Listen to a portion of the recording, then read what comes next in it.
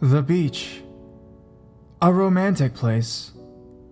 A place where you can truly grab a blanket, turn off your lights, and experience love or joy.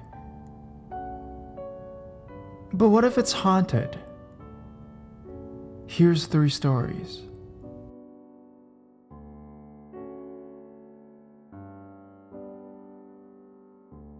Imperial Beach drownings. Too many times I have seen them diving under the waves. The horrible part is when they don't come up for air. This is when I start to panic, wondering if I should toss off my coat and shoes, pull off my heavy jeans and go after them. I don't want to hesitate just too long, just in case it is a real living person and not a residue of the past. The difficult thing about being a sensitive is I get so used to walking with the dead. I forget to separate the emotions, the ability to differ between what is real or simply residual. It makes my stomach hurt to think I am watching someone drown.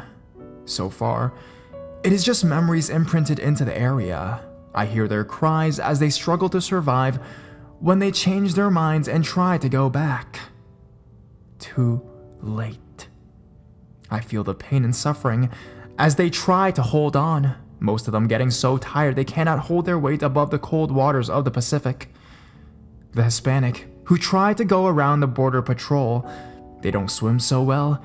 It is like a massive wave of images inundating my mind's eye. This is one of my experiences, what I saw on one specific day.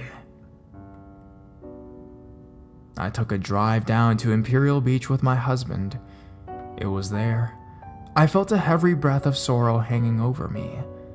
I never know if I will be able to tolerate what I will be shown, but I can't stop living because the dead intersect my path.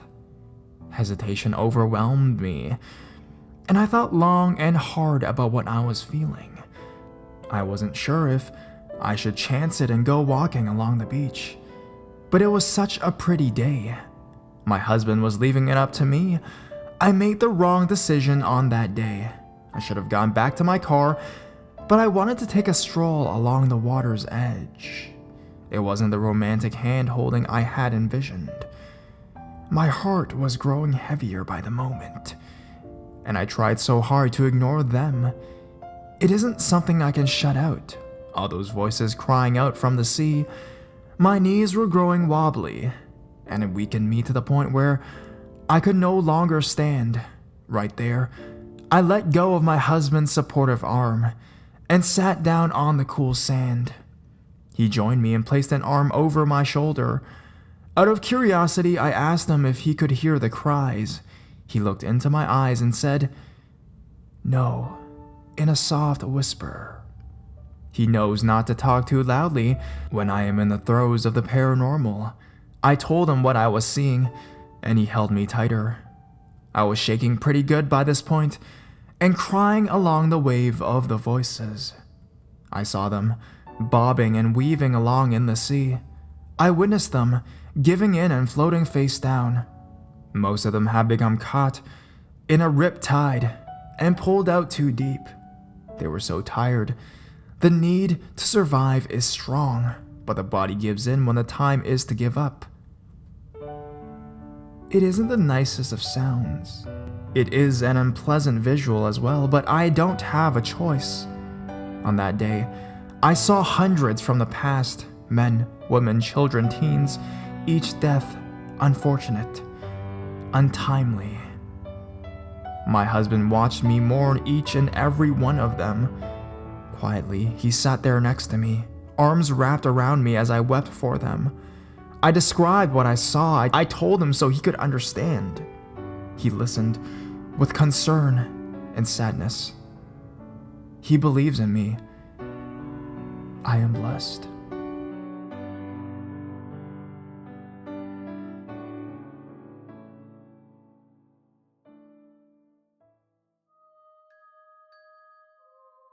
A walk down the beach, and the fisherman.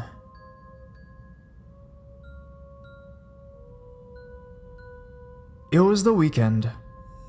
All of our other friends were away, so it was only the three of us, and we were so bored.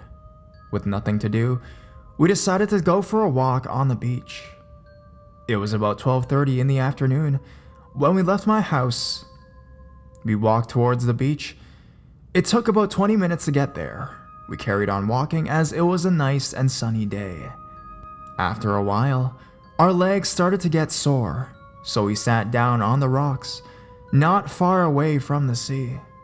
We sat talking for a bit, but eventually we began to notice there was no one on the beach, even though on a day like this, it would usually be packed. After a while, one of my friends heard a yell. It sounded like a man shouting for help. We all jumped up and looked around, but it seemed that no one was near. The noise seemed to grow louder, and we eventually saw what looked like a man from a distance drowning in the sea, so we ran as fast as we could towards him. He was being washed up to shore as we reached him. He seemed to just stand up as if nothing was wrong. One of my friends asked him a question, but he just stood there blankly and never answered. He was wearing a fisherman's outfit that looked raggy and old. We thought we heard voices. We turned around and shouted for help. As we turned back towards the fisherman, he had vanished into thin air. There were no footprints or a trail, nothing at all. The lady that we had shouted to came over and was wondering what was going on, and we asked her if she saw the fisherman that had been on the beach. She was confused. She hadn't seen any man, only us and herself, but agreed that there was a sudden mist and a chill through the air. To this day, we still think about the fisherman. One of my friends think that he was fake, while the other thinks he just left. But I think it was a ghost. What about you?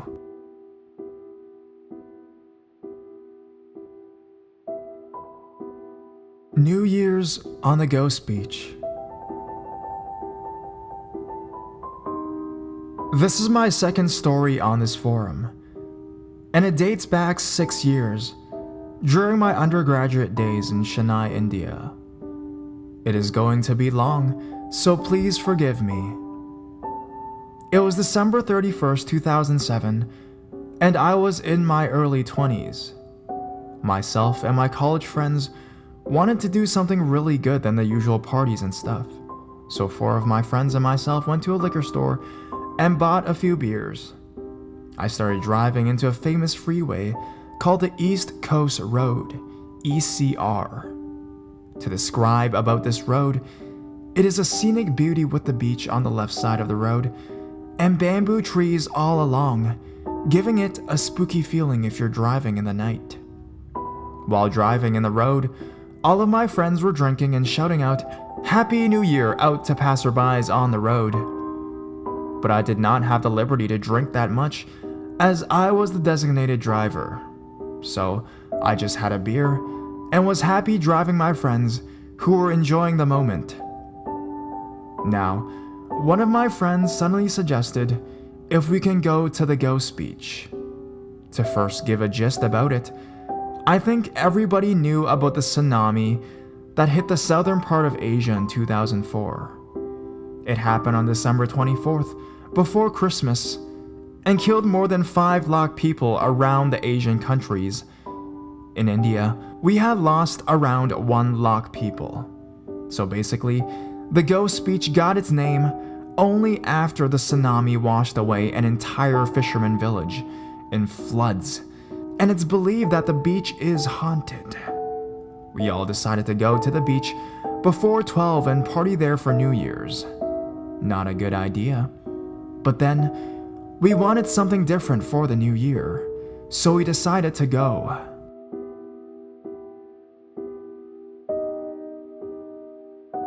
We were not that scared after we reached the place, but we decided to stick on together, as we wanted to face everything and anything together than getting caught alone and suffering. As soon as we entered the place, we were all sad, and one of my friends started talking about his deceased girlfriend and cried. The other one started speaking about how his mom died and that we were all down. We did not know why we were talking about all these things, but the place made us very gloomy. We went and checked out the broken buildings, schools that still had the broken toys of the kindergarten students. It was very, very depressing. So we drove to the shore and started drinking. We didn't even sip the beer yet, and suddenly we heard a woman screaming, like she was calling out to people around the neighborhood for help. We thought someone was trying to rape a girl, and we thought we should help, and my friend went and started the car to turn on the lights. We could not see anybody, but all of us wanted to help, so we started running towards the voice, and then suddenly realized it was a deserted place, and nobody would be there at this time of the hour. I shouted at my friends to stop running, and we regrouped immediately to find that one of my friends was still missing. We tried calling his mobile phone, but he would not answer it. We turned on the flashlights from our phone and searched for him everywhere, but in vain. So we got back near the car, and there he was, sitting inside the car and crying. He stopped the ignition and turned off the lights immediately. We got scared and told him it was us, but he wouldn't believe and he pushed us away. I went and sat next to him and comforted him and told him we'll leave this place immediately. All of us got in the car. It was a single road, and so we had to reverse the car and will not be able to turn the car until we reach the highway. As soon as I started the ignition, I saw an old woman standing in front of the car with her head down. Her hair was covering the face, and it looked as if she was staring at us. All of us screamed, and I screeched the car to take reverse, and the lady slowly started running towards us, with her gaining speed with every passing step. Luckily, we came to the highway and sped to the city limits immediately. We did not utter a word to each other, and my friend was shivering. He was down with fever for the next week, and we all met him frequently to check whether he was okay.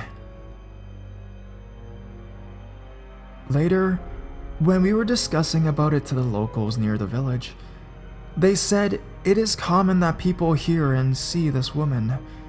It is believed that on the day when the tsunami struck the village, she was calling out for help. The ambulance could not reach the village as the road was too small, and many of her villagers and eventually herself died. So whenever she sees people, she calls out for help and runs towards them.